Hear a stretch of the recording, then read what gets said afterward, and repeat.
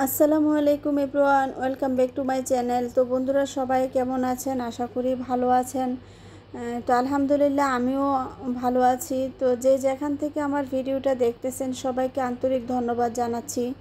এবং কারো যদি আমার ভিডিও ভালো লেগে থাকে তো আশা করি বন্ধুরা আপনারা আমার চ্যানেলটাকে সাবস্ক্রাইব করে যাবেন এবং কমেন্টের মাধ্যমে জানাবেন যে আপনাদের কেমন লাগলো ভিডিওটা। তো আসলে ভিডিওটা যখন করি তখন আপনারা কমেন্টের মাধ্যমে কিছু লিখে জানালে আমার ভালো লাগে বা উৎসাহিত হই নেক্সট আরেকটা ভিডিও করার জন্য। তো প্রথমে চলে আসলাম, আপনাদেরকে দেখাচ্ছি যে ভ্যাকসিন করা হচ্ছে। এটা গতকালকে ভিডিও আর কি করে রেখেছিলাম। তো গতকালকে আমি কোয়েল পাখিগুলিকে উপরে ট্রান্সফার করে ফেলেছি, কারণ বাসা থেকে একটু ওদের একটু যে স্মেলটা, ব্যাড স্মেলটা আসে, এটা আমার হাজব্যান্ড একেবারে পছন্দ করে না। তো উনি বলে যে কেমন লাগে, তুমি কিভাবে এগুলো সহ্য করো, তুমি তো এরকম ছেলে না। তো উনি একটু অপছন্দ করে এই জিনিসটা। তো যাই হোক, যার কারণে আমি এত ছোট কোয়েল পাখি কখনো আমি উপরে নিয়ে আসি না। দেখেন ওরা হাঁটতেও পারে না, ভয়ে দেখেন কিভাবে আছে। তো যাই হোক, ওদেরকে তারপর আমি নিয়ে আসলাম। তো এনে প্রথমে আমি যখন খাঁচাতে আমি দিয়ে দিলাম এভাবে, মানে পাশ দিয়ে আমি এক পাশে বস্তা দিয়েছি, আর এক পাশে মানে ভ্যাকসিনের যে বস্তাগুলি আছে ওইগুলি দিয়েছি প্লাস্টিকের, আর এক পাশে এমনিতে পাটের বস্তা দিয়ে ঘেরাও করে দিয়েছি। বাট পেছন দিয়ে ফাঁকা ছিল, ওখানে কোনো কিছুই দিই না, যেহেতু ওয়ালটা আবদ্ধ করা আছে, হালকা ফাঁকা আছে। তো এইভাবে ছাড়ার পরে দেখি যে প্রত্যেকটা কোয়েল পাখি চিপা দিয়ে ঢুকে মানে পড়ে যাচ্ছে নিচে। তো যেহেতু অনেক ছোট উঠিয়েছি, তো পরে আবারও ওদেরকে নামিয়ে আমি আবার এখানে পেছনে কার্টুন দিয়ে দিয়েছি। তারপরে সামনে একটা ছোট কাঠের একটা টুকরো দিয়ে এভাবে মানে বেঁধে দিয়েছি যেন না পড়তে পারে। তো আমি ওদেরকে এভাবে দেওয়ার পরে তারপরে একটু ওরা আছে, তারপরেও চিপায় চাপায় বসে থাকে। অনেক মানে ম্যানেজ করতে আমার অনেক কষ্ট হয়েছে। দেখা গিয়েছে এদিক দিয়ে এটা করতেছি, ওই দিক দিয়ে চলে যাচ্ছে, ওই দিক দিয়ে পড়ে যাচ্ছে। বিষয়টা এরকম হয়েছিল আর কি, যেহেতু অনেক ফুসকি আমি এত ছোট বয়সে নিয়ে আসি না, যেহেতু 7 দিনের দিনে নিয়ে আসলাম উপরে। তো আমি ম্যাক্সিমাম 20-22 দিন বা 18-20 দিন পরে আমি উপরে উঠাই। তো এখন 7 দিনে আমি ওদেরকে উঠিয়ে ফেলেছি আর কি। তো আলহামদুলিল্লাহ কার্টুনটা দেওয়ার পরে তাও অনেকটা ভালো লাগতেছিল। আর এই যে কোয়েল পাখিটা একটু ঘোরাঘুরি করতেছে, সামনে মনে হচ্ছে মাথাটা নিচে আছে, এটার মধ্যে আসলে আমি কাজ করতেছিলাম, তখন একটা কাঠ পড়েছিল, মাথাতে ব্যথা পেয়েছি এই আর কি। আর এখন একটা মুরগির বাচ্চা ফুটেছে। মোট এখানে 71 পিস কোয়েল পাখির বাচ্চা আমি মানে মারা যাওয়ার পরে অনেকগুলি মারা গিয়েছে, তো তার মধ্যে 71 পিস বাচ্চা টিকে আছে। তো ওদেরকে আনলাম, আলহামদুলিল্লাহ সবাই মাশাআল্লাহ বলবেন।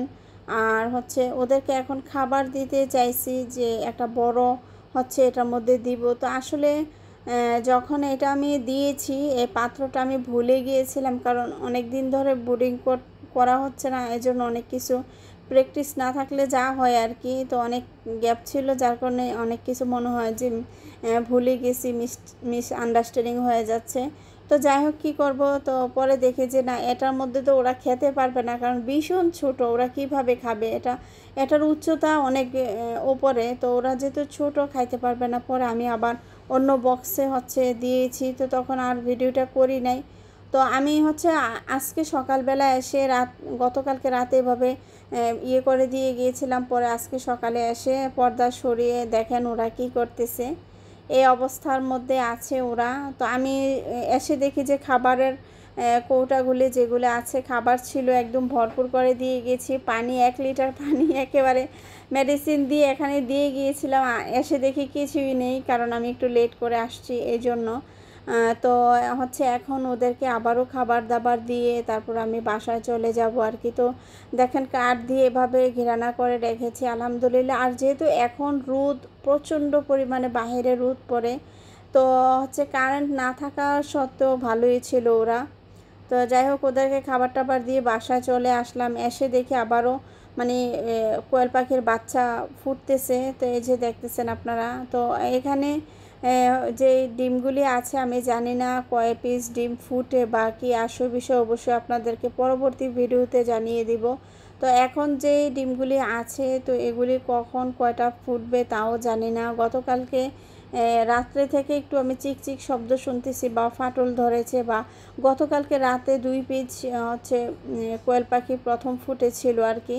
তো পরে আজকে দিনে আস্তে আস্তে হচ্ছে এগুলি ফুটতেছে। তো আপনারা ইতিমধ্যে দেখতে পারতেছেন যে আমি কিভাবে যে ডিমটা ফুটে ওইটাকে আমি সরিয়ে দিই, আর হচ্ছে ডিমগুলি দেখতেছিলাম কোন অবস্থানে আছে বা কয়টা ফাটল ধরেছে। তো এগুলো আমি চেক দিচ্ছিলাম, যেহেতু 16 তারিখ আমি ডিমগুলি বসিয়েছিলাম আর কি। তো এখানে হচ্ছে মুরগির ডিম বেশ কয়েকটা দিয়েছি, সবগুলি নষ্ট হয়ে গিয়েছে। এখানে হয়তো বা এই যে 2 পিস আছে তার মধ্যে 2 পিসের মধ্যে ফুটে না ফুটে তাও জানি না, আল্লাহ ভালো জানে। তো এমনিতে দেখা গিয়েছে বাচ্চা আছে ডিমের ভিতরে, তো জানি না কখন কি হয়। আর হচ্ছে দেখেন এই অবস্থা, এখন যেমন ভিউটা দেখতেছেন এরকম আছে এখন। তো আমি এখানে যে ভাগ করে দিয়েছি আর কি। তো যেইগুলা কম আছে, যে পাশে বাচ্চাগুলি ফুটতেছে এই পাশটাতে হচ্ছে মানে যা ডিম ফুটবে। তো এগুলি যা ফুটার আমি আজকে দিন বা আগামী দিন পর্যন্ত ওয়েট করব, করে যেগুলি ফুটছে এগুলি তো আমি আবার ব্রুডিংয়ে দেবো। আর ওই পাশে ওইগুলি মানে যেগুলি ফুটবে না এগুলি ফেলে দেবো, আবার নতুন করে এখানে ব্যাট করে হচ্ছে আবার যে ডিমগুলি এই পাশে দেখতেছেন, অবশ্যই আমি এখন আপনাদের হাত দিয়ে দেখাচ্ছি।